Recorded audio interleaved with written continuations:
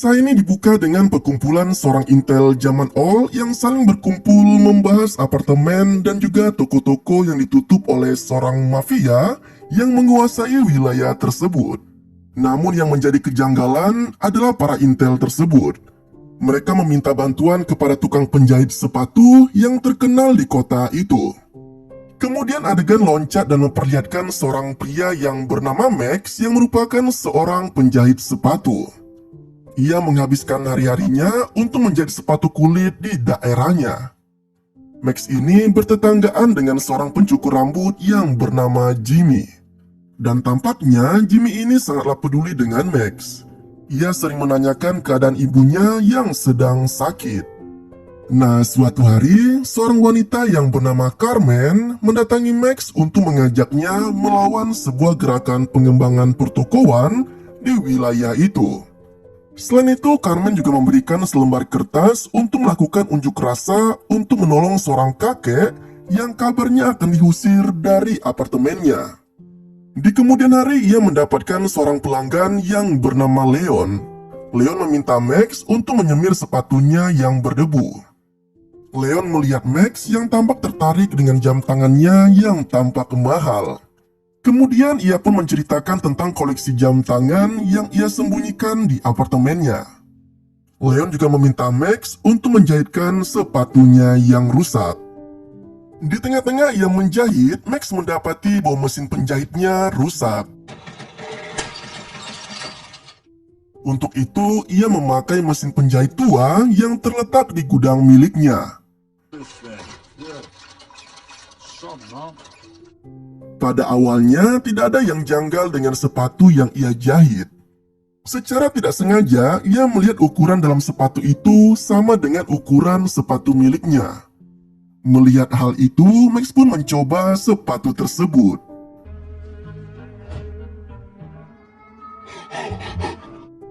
Betapa terkejutnya ia. Max mendapati bahwa dirinya saat ini telah berubah menjadi Leon. Namun setelah ia melepas sepatu tersebut, ia kembali menjadi Max seperti biasanya. Ia mulai menyadari bahwa itu merupakan efek dari sepatu yang ia pakai. Kemudian, ia mencoba sepatu lainnya yang ada di jajaran rak miliknya. Namun, tak memberikan efek sama sekali. Hingga akhirnya, ia pun menyadari bahwa itu merupakan efek dari mesin penjahit yang ia gunakan. Max pun mulai menjajali sepatu yang ada di sana.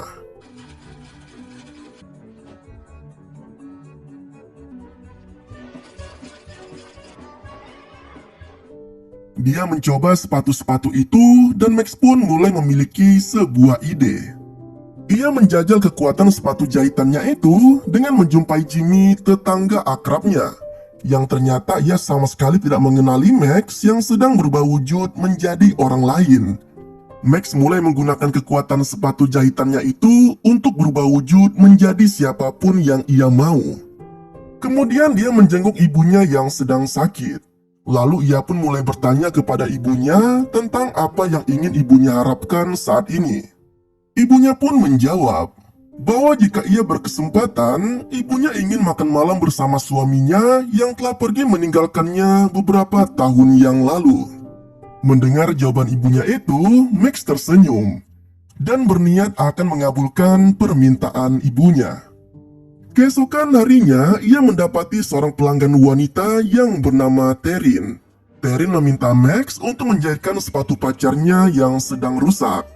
Dan malam harinya, Max menggunakan sepatu jahitannya itu untuk menyamar menjadi pacar dari Terin. Ia datang ke apartemen Terin dengan wujud pacarnya. Secara kebetulan, Terin saat itu sedang mandi.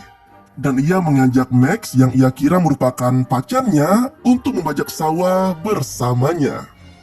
Namun, saat Max hendak membuka pakaian miliknya, ia teringat bahwa ia akan berubah ke wujud asli ketika ia melepas sepatu yang ia kenakan.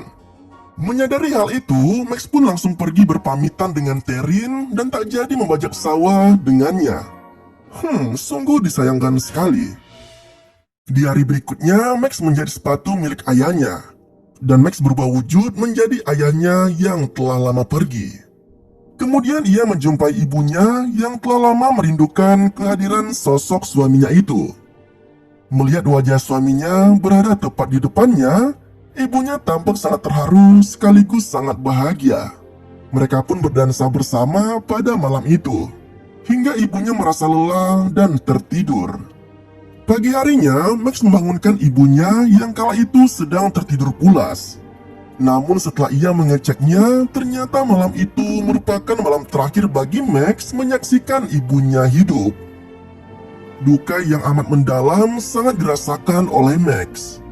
Jimmy sebagai tetangga akrabnya juga merasakan hal yang sama. Ia menyemangati Max untuk tetap bertahan hidup dan melakukan hal yang baik dan bermanfaat bagi sesama. Nah, di hari berikutnya, Leon kembali datang ke toko sepatu milik Max untuk mengambil sepatunya. Sikap Leon terhadap Max sangat tidak ramah. Ia sempat merendahkan ibu Max yang meninggal dunia dengan kata-kata yang tidak sewajarnya. Ditambah lagi mood yang dimiliki Max kala itu kurang baik. Sehingga ia pun mencari alasan untuk mengusir Leon dari tokonya itu dengan menanyai tiket sepatu yang telah ia berikan kepadanya. Leon yang tak peduli dengan tiket tersebut memaksa Max untuk memberikan sepatu miliknya. Namun Max menolak hingga terjadi sedikit keributan di toko itu. Hingga akhirnya Leon pun pergi dengan rasa kesal. Sedangkan Max tanpa memikirkan sesuatu untuk menjahili Leon. Max pun menyamar dan mulai mengawasi gerak-gerik Leon. Ia pun mengikutinya hingga ke apartemen milik Leon. Kemudian saat Leon telah pergi dari apartemennya, ia pun mulai menyelinap masuk. Ia pun mulai mencari-cari letak koleksi jam yang diceritakan oleh Leon kepadanya. Bukannya menemukan apa yang ia cari, Max justru menemukan sebuah koper yang berisikan senjata. Entah bego atau gimana nih orang, Max malah menyetrum tangannya sendiri hingga ia pun jatuh pingsan. Saat terbangun, ia bergegas keluar dari apartemen itu dalam wujud Leon. Sialnya, Leon yang asli telah berada di apartemen itu dan bertemu dengan Max.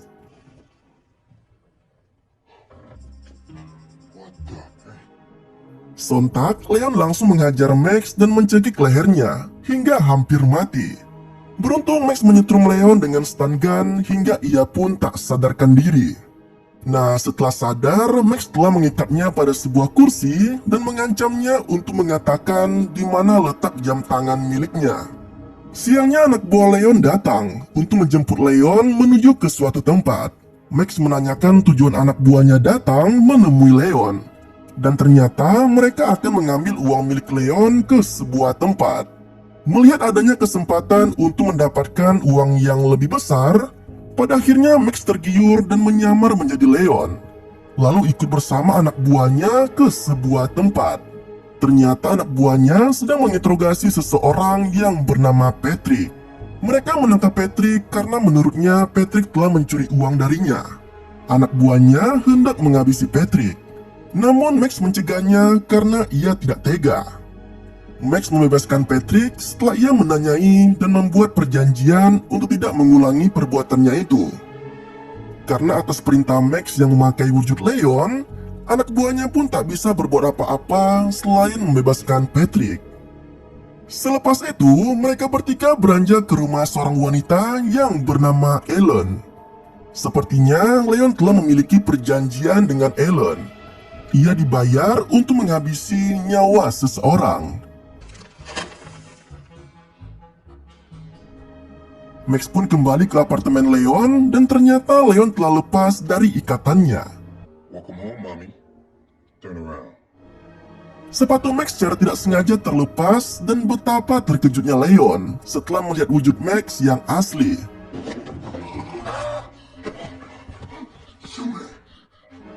Max pun bergegas lari dari sana, namun kakinya ditahan oleh Leon. Dan secara tidak sengaja, Max menendang leher Leon hingga membuatnya mati karena sepatu yang ia kenakan.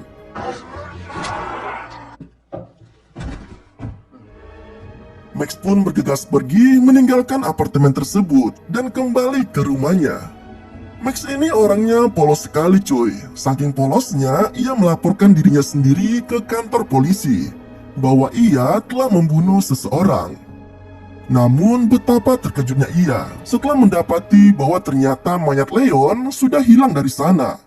Dan karena tidak mendapatkan bukti apa-apa, polisi yang menangani kasus itu pun pergi begitu saja. Sepulangnya dari sana, ia kembali dikejutkan dengan apa yang dilihatnya. Ternyata sepatu serta tas miliknya telah berada di tokonya. Merasa itu tidak benar, ia pun berencana untuk mengembalikan barang-barang itu ke tempat yang semestinya. Namun, Jimmy melarangnya. Ia memperingati bahwa Max akhir-akhir ini terlihat aneh. Ia juga menceritakan jika sebelum ayahnya menghilang juga terlihat aneh seperti Max saat ini. Jimmy memperingatinya untuk tidak meneruskan aktivitasnya itu karena ia takut hal yang sama akan terjadi pada Max. Namun Max mengabaikannya. Ia pun pergi ke tempat Ellen. What is it? Your money. Sayangnya, Ellen tidak mempercayai dan Max pun dibawa oleh anak buahnya ke suatu tempat. Yeah, no mind, Brian. Di tengah-tengah perjalanan, Max berubah wujud menjadi seorang pria tua yang sangat menakutkan. Anak buah Ellen yang melihatnya pun ketakutan. Dan akhirnya mereka menabrak pinggiran jalan dan Max berhasil kabur darinya. Max teringat sesuatu bahwa orang yang diperintahkan Ellen untuk dibuang dari apartemennya adalah Solomon, si kakek tua yang dikatakan Carmen waktu itu. Max menceritakan kepada Carmen dan juga kepada Solomon. Max memperingatinya untuk segera pergi dari gedung itu sebelum anak buah Ellen datang dan menghabisi nyawanya. Namun tampaknya Solomon tidak menggubris hal itu. Ia tetap bersikuku akan menempati gedung itu hingga ajal menjemputnya. Max pun terpaksa menggunakan kekuatan sepatu ajaibnya itu. Ia pun melakukan kesepakatan dengan Ellen. Solomon bersedia pergi dari apartemennya itu jika Ellen bersedia memberinya uang senilai 100 juta dolar, sekaligus tiket menuju Chicago tempat putrinya berada. Dan Ellen pun menyetujui kesepakatan itu. Nah, malam harinya anak buah Ellen menjemput Solomon serta memberikan sejumlah uang kepada Solomon. Setelah mereka keluar, anak buah Ellen mendapati bahwa sepatu mereka telah hilang. Solomon menyebutnya itu merupakan ulah maling. Akhirnya mereka terpaksa membeli sepatu baru dan memberitahukan Ellen bahwa Solomon telah dijemput bus dan sedang menuju ke Chicago. Ellen memerintahkan anak buahnya untuk kembali ke gedung itu dan mengawasi keadaan. Saat itulah Max menyamar menjadi Leon. Dan anak buah Ellen melihatnya masuk ke dalam gedung. Ia pun lantas mengikutinya. Anak buahnya itu terkejut setelah melihat ternyata temannya sedang disekap di dalam ruangan. Yang mana itu merupakan Max yang sedang menyamar. Dan ia pun berhasil melumpuhkan anak buahnya itu setelah menyetrumnya dengan taser.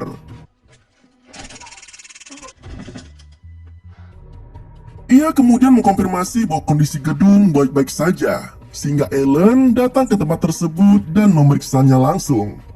Namun betapa terkejutnya ia setelah mendapati bahwa Solomon masih berada di dalam gedung tersebut dan tetap bersikuku untuk tetap tinggal di gedung tersebut. Nah, mendengar hal itu, Ellen pun mengancam Solomon dan akan membakar gedung tersebut serta Solomon jika ia masih bersikeras untuk tetap tinggal. Ellen juga mengancam akan membunuh putrinya yang berada di Chicago.